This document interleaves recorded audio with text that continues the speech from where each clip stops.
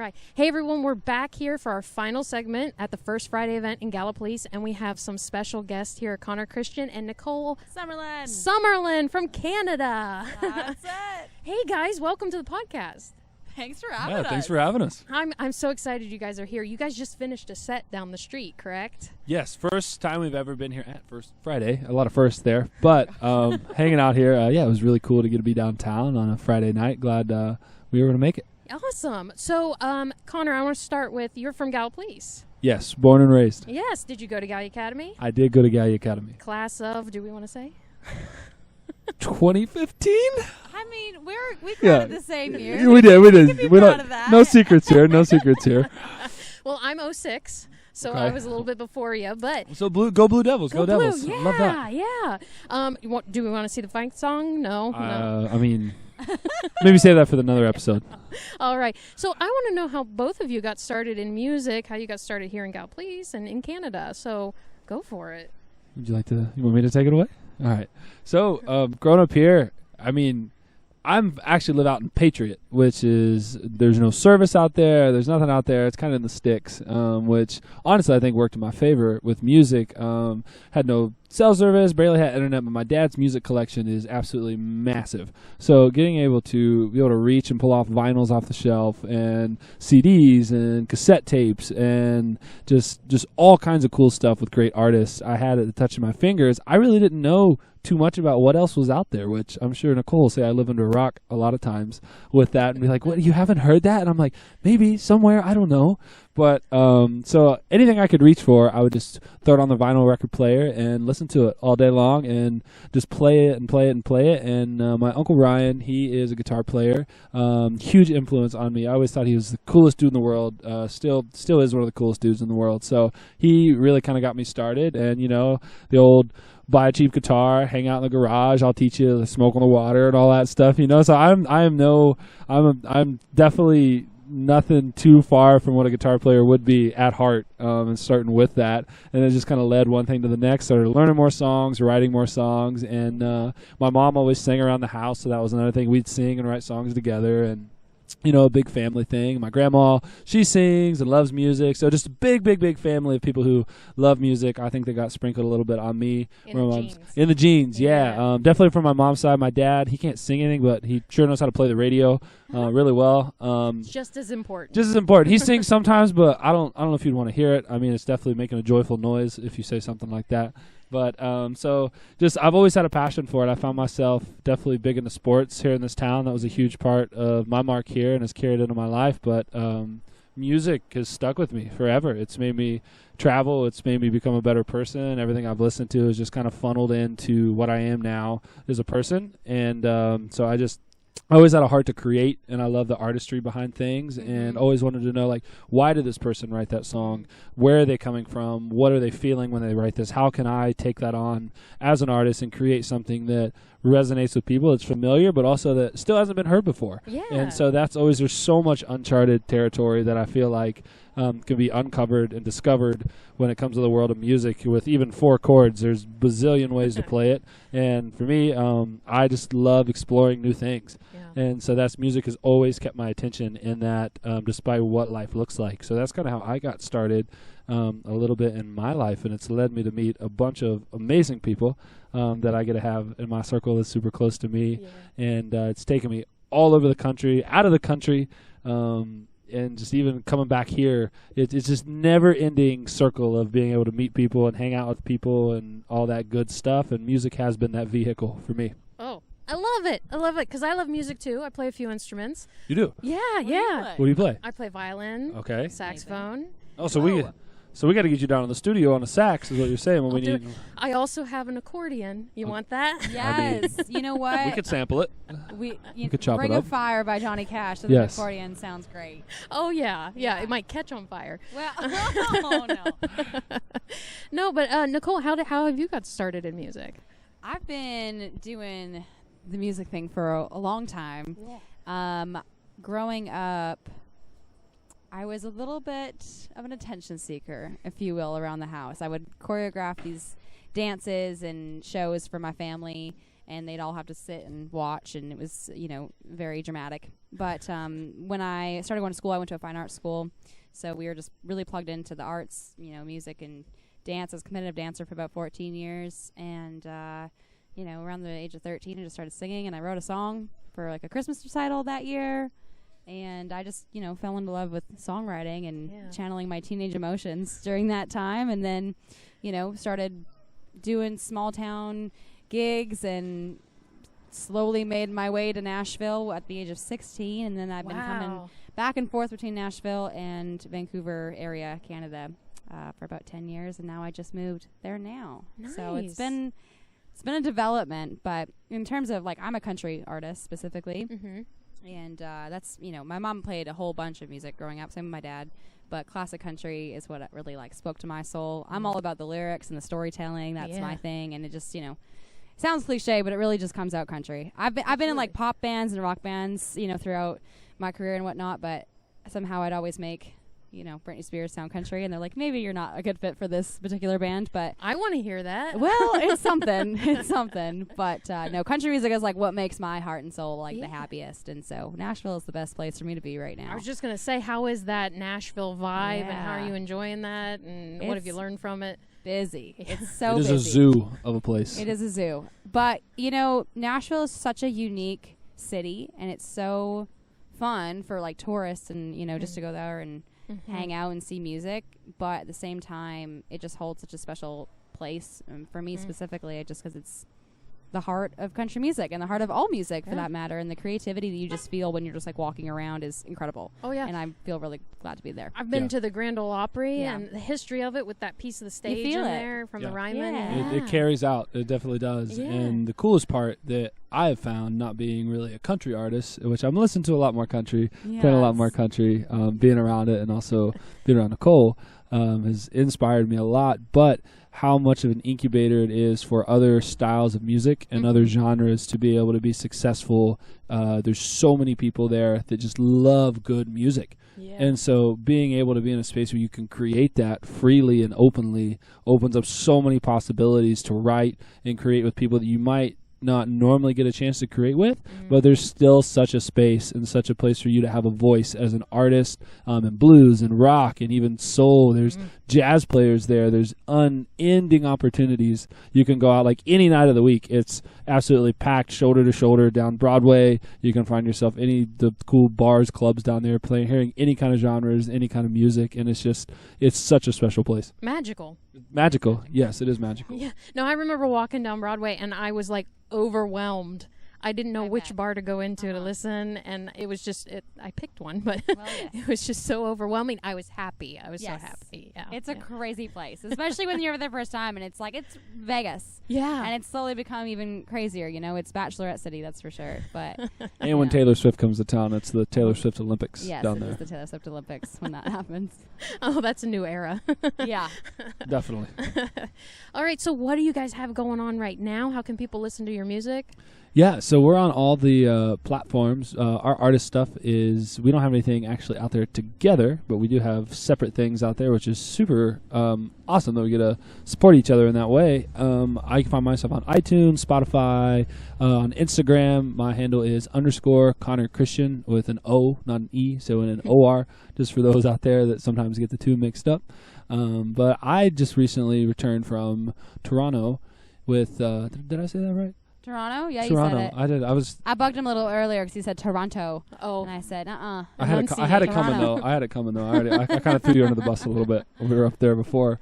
But came back from Toronto, cut 5 or 6 songs at a studio up there with a really talented producer, Andrew Reinhardt. Him and I had been talking about stuff for years and years. COVID hit, kind of had to shelf that for a little bit, and then finally got a chance to go up there and record some songs, and got a chance to really find a team that got the vision of what I'm trying to move towards my sound, and that is I'm a big fan of blues, but I'm also a huge fan of alt rock, very Black Keys, Arctic Monkeys, kind of West Coast surfy rock stuff.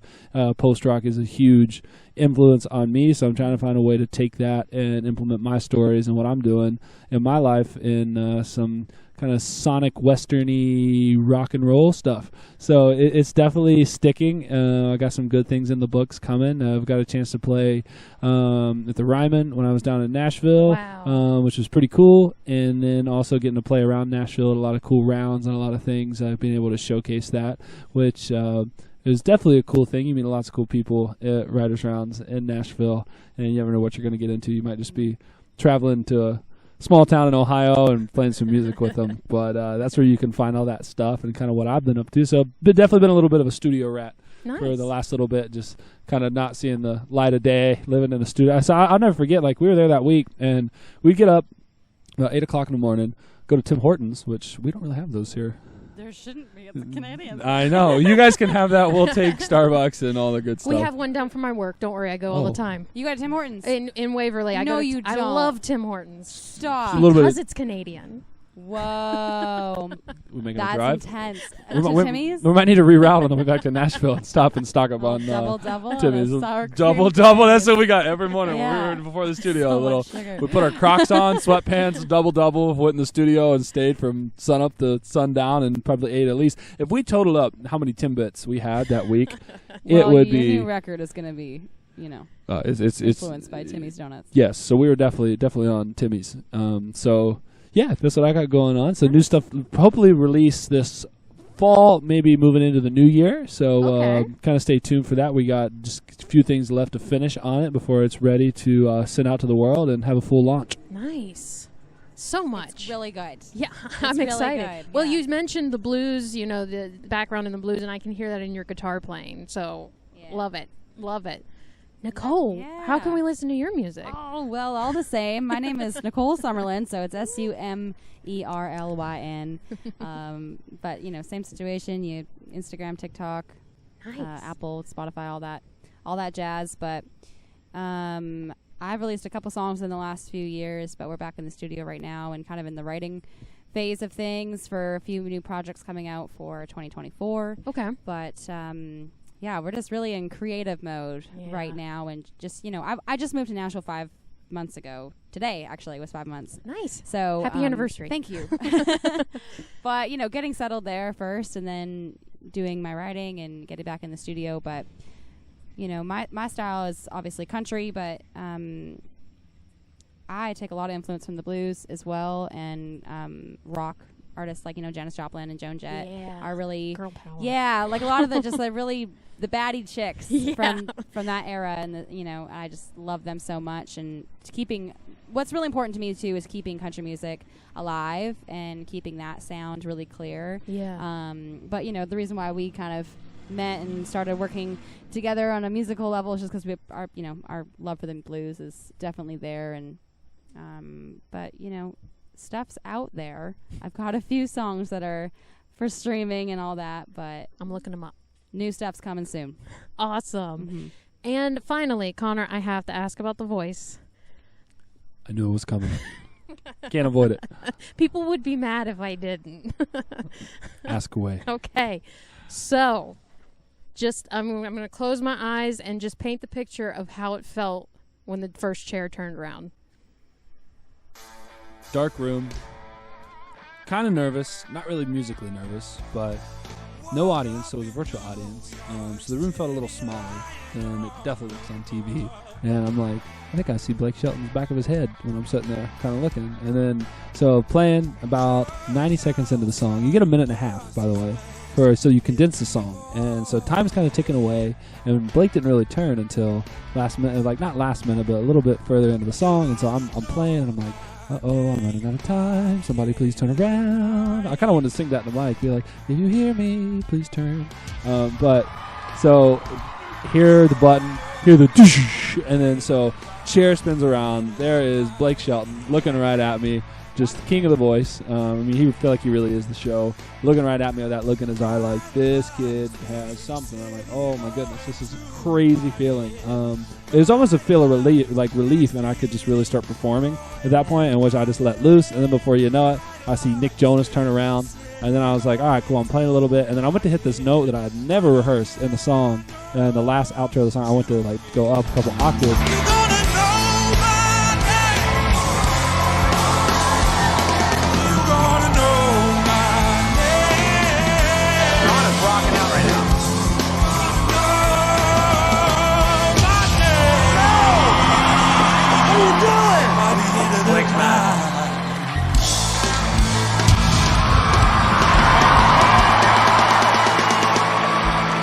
And then so, you know, I see another turn. Kelly Clarkson turned around, and I'm like, oh, my gosh. I went on the show is a blues singer that doesn't really hit runs, that doesn't really ever thought he would be a singer, more of a guitar player. And here I am with some of the best artists in the world looking at me, being like, we want you on our team. Right. And that was it was humbling. It was very humbling because I felt, for me, I definitely had something to offer in a unique way, and I always felt like I have. But I grew, and I felt like I could only secure that moment out there because of the other contestants out there and the environment I was in. It forced me, to be better. Being an athlete, I think being in environments that push you to be better, and you have no other option than to grow, which I did out there. But also, it's like everyone out here is so talented. Like, it opens your eyes. Like, we all stay at a hotel, right? And you're like hearing people sing, and you're just like, oh my gosh, like is that auto-tune? Is that someone, you know, is like, that's someone's actual voice. And so like there's like tons of us out there in this like weird, like, you know, COVID kind of bubble thing. We're all trapped in a hotel, and so like you really bond. But like that first moment was only able to happen, like for me especially, because like I had such good friends out there that I had met in that process. And when it was time to do that, like I knew, win or lose, going home, like I had made relationships that would impact me for my entire life. And people that I still to this day, I was living with one for a while when I first moved to Nashville, and like just guys that I see and talk to on a regular basis that are so successful in their music career. And it just like, it really showed me that, wow, like I love what I do. Yeah. That's what kind of hit that moment. And like, it wasn't even like, oh, I'm going to be a superstar. Like, honestly, that was never my goal. Like, it was cool. Like, I never thought about going on a show like that. I never really wanted to, per se. And it was not even because like I didn't think I could. I just never was chasing that. Right. And so like, I really feel like in my life, all my prayers, you know, my spiritual life, like God really, you know, put me in a place where I could impact others, but also just became real. It's like, this is your gift. What are you going to do about it? Are you going to use this to actually impact other people and do something good with it? Or are you just going to try to, you know, be like self-fulfill yourself? Right. So like when that turned right, I know it's a long answer, but no, it's great. It really is that deep to me. It's like that to me really solidified like I can do this. And it has purpose. And like if I can do it from being from someplace like here, you know, like then there are so many other people out there. It's like there's no excuse. Right. There's none. If I can get on there and do that, like I'm nothing special. So it's like I get out there and I do that, and it's like I hope that inspires whoever sees that. You know, I hope there's another Connor Christian sitting here, you know, Gallipolis that picks up a guitar and sitting in his room and thinking like, man, I want to play guitar, you know, and like I want to do this, I want to pick this up. And it's like I never thought I'd be there. You know, that's never should be the end goal. Right. And then like I've had times where I've lost that side of that end goal because I wanted to get wrapped up in that. But like that first moment of that was really just like, like I can do this. Yeah. And this is nice. And this is what I'm meant to do. Absolutely. Just pure happiness. Yeah. Well, thank you guys so much. I'm gonna do a little quote my mom always tells me. We brought in the Lord. So we always say that when you sing something, you're praying it twice. So when we're in church, we know we're saying it twice. So yeah, that music is a spiritual and a magical thing, and you guys just bless people tonight. Thank you. Thank you. Yeah, no, it's a blessing getting to be here, and it's even cool. I'm glad we got to hop on the podcast tonight. And I'm so glad you guys joined. Yeah, thank you. That's right. Say Muggle with a mic. Muggle with a mic on. Muggle. There you go. All right. You're listening to Muggle with a mic. Oh, I like that. That was good, right? That was very. You might be a Muggle. Oh, no. No. By the way, do we have houses? Are you guys Harry Potter fans? We are Harry Potter fans. Oh. Okay, so we started. Are you? We did start watching. We fell asleep, but we did. You're a big fan. I take it. Yeah. No, if you were the I've never. If you were the hat, if you were the hat, what would you put us in? What would I put you in? Yeah. Ooh, this is a great question. You know what I mean? If we were the hat. You'll be, Slytherin. Oh, come on now. Honestly, because you guys are, you guys seem so, because I am, and I would want you guys to be in my house. And I feel like musical vibe, Hufflepuff. Hufflepuff. I've kind of related to that. That makes sense. No. I feel like everyone always wants to be Gryffindor because, you know, it's cliche. Popular and it's whatever, but it's like Hufflepuff is underrated. It is underrated. They're still kind people, you know. They don't really get much love in the movie, unfortunately. Purple? But, I mean, royalty. Right. That's what it means. That's it. All right. Well, these Hufflepuffs are all going to sign out for the night. How about that? Yes. Awesome. Thank you guys so much for having us. Appreciate you. Thanks for having us. All right. We'll see you.